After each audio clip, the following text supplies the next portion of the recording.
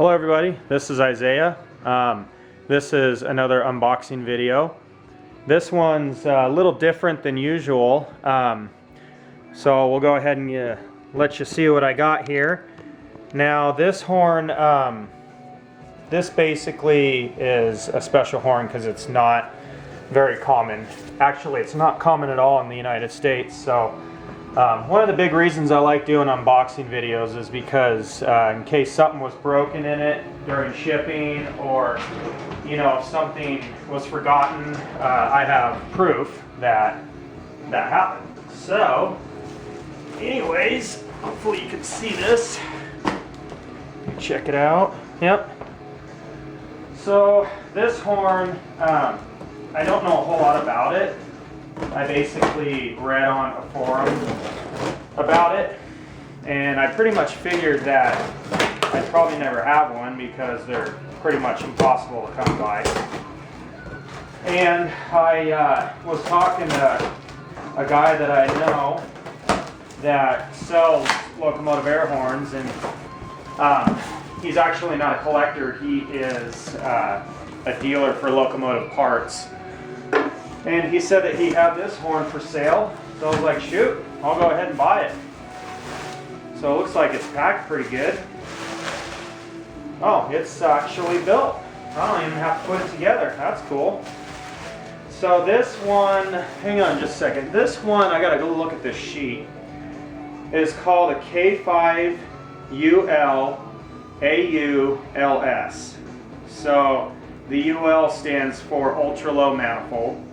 The AU stands for Australian tuned, and I think the LS stands for low sound. I don't know. I think that's what it means. Holy cow! This manifold is insane. I have never seen anything like this before.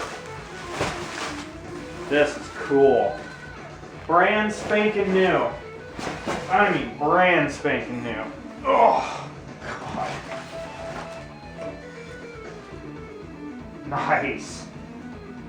So, I'll show you what this thing has here. Let's see. So this is your low profile manifold. 5-chime. So it looks like you got 2 ports here to tie into, which that's going to be a little different for my setup that I have. So I think you can actually touch off 1 bell or 2 bells or 3 bells or all 5 bells. And it has a little port on the side there, and also on that side too. But what's really interesting is look at that thing. It's pretty sweet. You have 2 ports on the top of the manifold as well. So the other different thing about this horn are the bells that it uses.